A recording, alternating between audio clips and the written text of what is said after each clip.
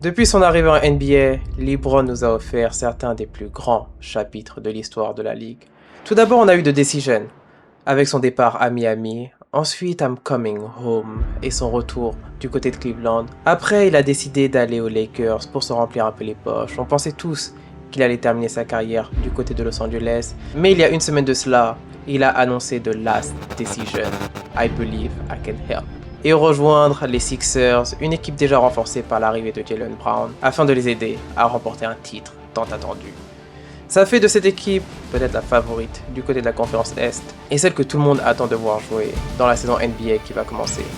Mais pourtant, tout ça, je pense que ça va flop. Pourquoi ? Parce que cette équipe des Sixers, depuis qu'on a commencé à avoir confiance au process, elle nous a toujours déçus.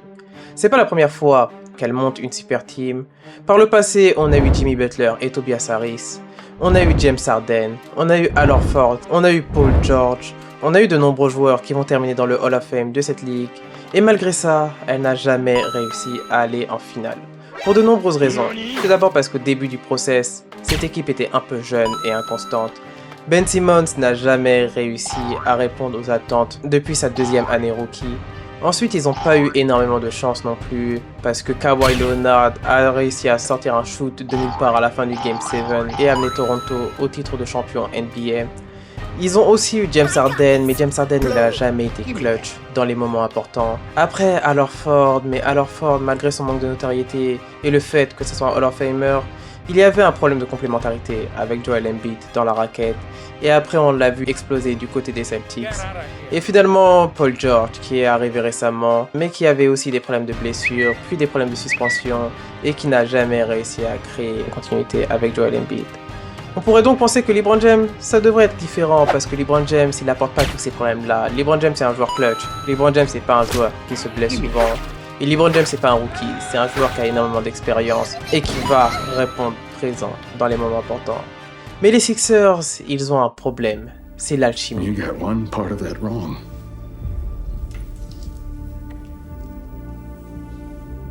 This is not meth.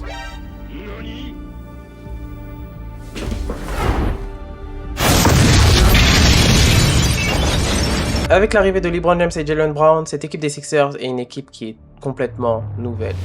On n'a jamais vu par le passé une équipe connaître autant de changements et gagner un titre dès sa première année.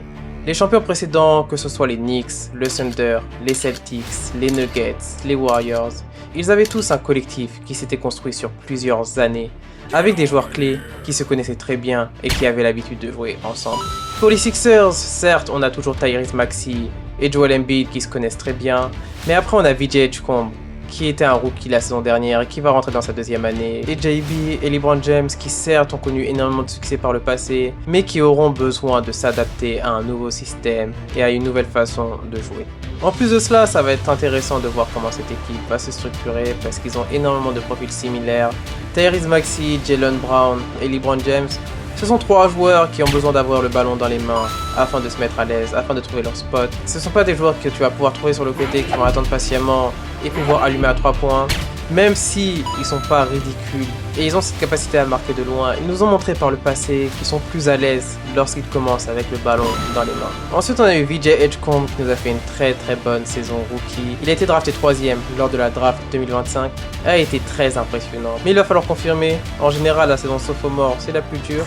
Et en plus de ça, son environnement va complètement changer. Maintenant, il sera entouré de joueurs All-Star, donc des athlètes qui auront la priorité sur lui, qui vont demander le ballon, qui vont vouloir prendre des shoots. Et ça va être un peu plus compliqué que la saison dernière, parce qu'il faut quand même se rappeler que Paul George a été suspendu pendant 25 matchs. Et Embiid n'a pas joué énormément de matchs lors de la saison régulière, il a été blessé pendant énormément de temps, ce qui a permis à VJ Edgecombe d'avoir beaucoup d'opportunités pour se montrer. Maintenant, ça va être très différent. Ensuite, on a le problème des blessures, parce que bon, Joel Embiid, on sait toujours pas s'il est capable de jouer une saison entière, on sait toujours pas s'il est toujours en mesure de jouer des playoffs à son meilleur niveau lorsque l'intensité augmente. On l'a vu lors des derniers playoffs, il a réussi à revenir presque à 100% pour la série contre les Celtics. Mais après, contre les Knicks, ses douleurs aux genoux sont réapparues et il n'était plus toujours à 100%. Et cette équipe des Sixers, s'ils veulent gagner un titre NBA, ils vont avoir besoin d'un Embiid à 100%.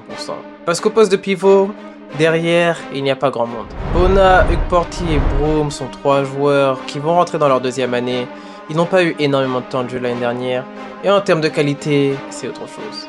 Cette équipe de Sixers, elle a énormément de problèmes au niveau de la profondeur de son effectif. Et on le sait de nos jours, en playoff, le banc, ça compte énormément. C'est la raison pour laquelle les Knicks ont pu gagner. C'est la raison pour laquelle le Thunder et les Celtics ont également gagné par le passé. Et maintenant avec un LeBron James qui a 41 ans et un Joel Embiid qui est plus souvent blessé qu'en forme, je pense que, à part la NBA Cup, cette équipe des Sixers, elle n'a pas énormément de chances de gagner un titre cette année. Et même, je pense que tout ça, ça va.